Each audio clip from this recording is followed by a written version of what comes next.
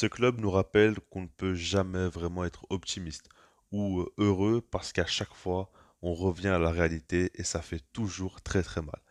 Match nul, 0-0 face à Bilbao et au niveau de la compo, déjà pour commencer, on voit que Xavi donne de la continuité à Pau Cubarsí. Ça, je trouve que c'est intéressant. Aussi à Christensen, c'est plutôt logique. Et puis, par contre, Rafinha titulaire. On va y revenir plus tard, mais ça, c'est quand même un choix assez désastreux. Alors déjà, pour commencer, ce qui est très important de dire, c'est que le Barça fait une très bonne entame de match.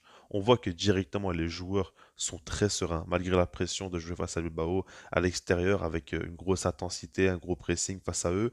Ils arrivent à sortir le ballon très très tranquillement et après à chaque fois à construire des actions de l'arrière pour pouvoir réussir à profiter des espaces qu'ils ont pu créer eux-mêmes. Et ça, c'est vraiment des belles actions que j'ai bien appréciées. Et on voit notamment Pedri, dès le début du match, il a une action où il peut se retrouver en face à face, mais il rate son contrôle, ça se joue à rien. Et tu vois que le Barça directement est dangereux, il y a du beau football, ça se trouve très facilement. Et donc ça, c'est quand même très positif. Maintenant, au Barça, on ne peut pas forcément être heureux, comme je l'ai dit. Il y a toujours quelque chose qui cloche. Et là, ça commence avec Frenkie de Jong. Dès la 25e minute de jeu, il se blesse et c'est terrible parce que c'est une entorse à la cheville. Là, on peut dire que c'est un gros coup de malchance parce qu'il saute dans un duel aérien et en retombant, il se fout de la cheville, quoi. Donc là, on peut pas parler de préparation ou quoi, on peut surtout parler, comme je l'ai dit, de malchance. Et ce qui me dérange, c'est que, bon, évidemment, c'est Frenkie de Jong, c'est un joueur qu'on apprécie énormément, qui est très, très, très, très important, qui a un profil, déjà, qui n'est pas présent au sein du club, même en dehors du Barça, on va dire, en Europe, il n'y a aucun joueur équivalent à lui, pas en termes de niveau, mais par rapport à ce qu'il propose sur un terrain, tout simplement. Et ça fait très mal. En plus de ça, quand tu regardes ce match-là, il fait un gros, gros début de match. Parce qu'avec ballon, comme d'habitude, c'est très, très fort. Mais sans ballon, rappelez-vous des replis défensifs, des retours, l'anticipation, comment il coupait les lignes de passe. Même dans la surface, il était très, très efficace. Il a sauvé quelquefois le Barça de situations très dangereuses. Il était vraiment très, très bien dans son match. Et surtout, on le voyait déterminé. Et quand il est comme ça, pour moi, il est vraiment exceptionnel. Parce que c'est toujours ce qui lui manque, c'est ce côté, on va dire, agressif ou ce côté où tout simplement il est efficace sans ballon. Et là, c'était le cas malheureusement pour lui. Il se blesse, j'espère vraiment qu'il va revenir très très vite parce que sans lui, tout est plus compliqué et on l'a très très vite vu. Mais bon, évidemment, on supporte le FC Barcelone. Alors, t'as De Jong qui se blesse, c'est pas suffisant. Non, parce qu'il faut que 20 minutes plus tard, Pedri aussi se blesse. Et là, quand je le vois pleurer comme ça, je vous cache pas que ça me déchire le cœur. C'est un joueur qui force le respect. Je pense que n'importe quel gars qui suit le football aime Pedri. Parce que c'est un joueur qui nous fait vibrer sur un terrain. C'est un joueur qui est très humble, qui fait jamais parler de lui en négatif. Et c'est un joueur tout simplement qu'on aime voir jouer au football. Malheureusement, ces dernières années, on le voit plus trop.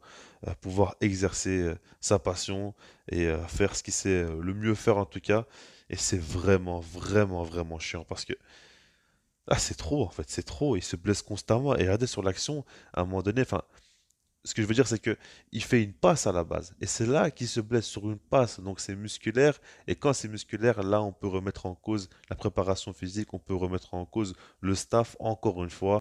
Et donc là, ça fait très très mal de se dire que De Jong et Pedri vont rejoindre Gavi et Baldé à l'infirmerie. C'est fou. La vérité, c'est fou. Et ce club n'a vraiment aucune chance, est totalement maudit. Et après, travaille mal aussi, hein, parce que le staff est évidemment responsable en grande partie de cela. Mais voilà. Donc là, il y a des changements. Maintenant, ce qu'il faut prendre en compte, parce que je vois que beaucoup de gens critiquent énormément Xavi, et il n'y a pas de souci, hein, mais il faut quand même contextualiser. Quand De Jong sort, tu fais un changement, tu mets Fermin Lopez, qui est un joueur qui va jouer plus haut sur le terrain, tu fais redescendre Pedri. Donc il y a une réorganisation qui se fait directement. Ensuite, Pedri sort et tu mets carrément un ailier. Tu mets Lamine Yamal. Donc tu joues avec Lamine Yamal et Rafinha. Nouvelle réorganisation. Ensuite, à la mi-temps, Xavi rechange encore une fois et là il fait descendre Gundogan, il met Fermin côté droit avec Lamine Yamal, nouvelle réorganisation. Quand tu fais trois fois des changements, on va dire au niveau du système et de ce que tu demandes aux joueurs, évidemment que sur le terrain, ça va s'impacter négativement. Ça c'est sûr et certain, c'est évident. Et le problème c'est que tu peux pas anticiper que dans le même match, De Jong et Pedri vont se blesser, il va falloir tout réorganiser. Donc par rapport à ça, c'est sûr que Xavi empiète là-dessus. Pour moi, son seul véritable, on va dire, problème dans ce match-là, sa grosse erreur, c'est le fait d'avoir mis en tant que titulaire Rafinha. Pour moi, c'est un choix catastrophique parce qu'on le voit sur l'aile droite, sur l'aile gauche, dans l'axe, tout ce que vous voulez. Il n'apporte absolument rien. Il a fait un match totalement transparent, mais on a l'habitude, malheureusement, avec Rafinha. Maintenant, par rapport au reste, bah, il ne peut pas faire non plus grand-chose. Pour moi, un gars comme Victor Roque aurait pu beaucoup apporter parce qu'il y avait des espaces. João Félix aurait dû rentrer beaucoup plus tôt pour apporter plus de maîtrise. Il aurait pu faire quelques modifications comme ça pour aller dans le sens du jeu, mais c'était pas non plus simple et pas non plus évident surtout. Donc voilà, par rapport à tout ça, ben, le Barça en seconde période galère totalement, subit énormément. Et au moins, si on peut dire du positif, c'est que défensivement, ça a été solide. Le Barça a beaucoup concédé des situations plus que des occasions, parce que justement, défensivement, il y a eu quand même beaucoup de belles actions, de beaux replis. On voit notamment Pau Cubarsí, vraiment, lui, c'est quelque chose, hein. On voit qu'à la relance, quelquefois, il perd des ballons parce qu'il tente du jeu long, très difficile à réaliser, mais vraiment, à un moment donné, il fait un sauvetage exceptionnel avec un tacle assez fou dans la surface. On voit qu'il est très concentré parce que, mine de rien, il a été mis quand même sous pression.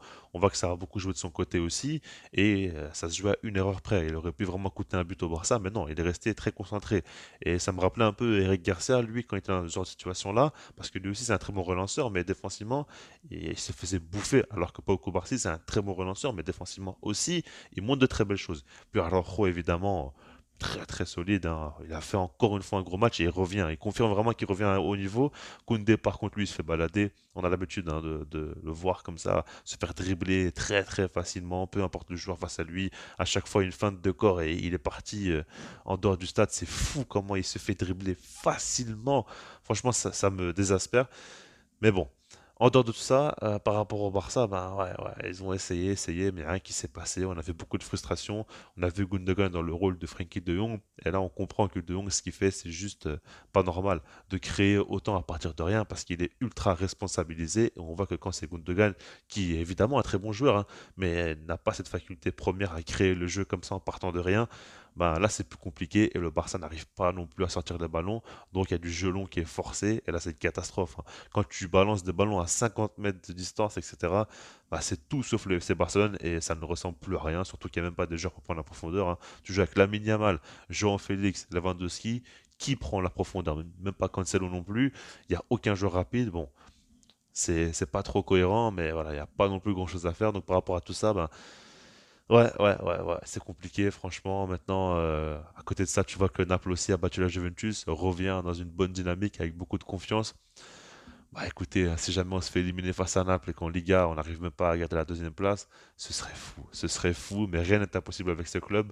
Donc on verra comment ça se passe. Je veux ça dessus, puis sinon moi je vous dis peace.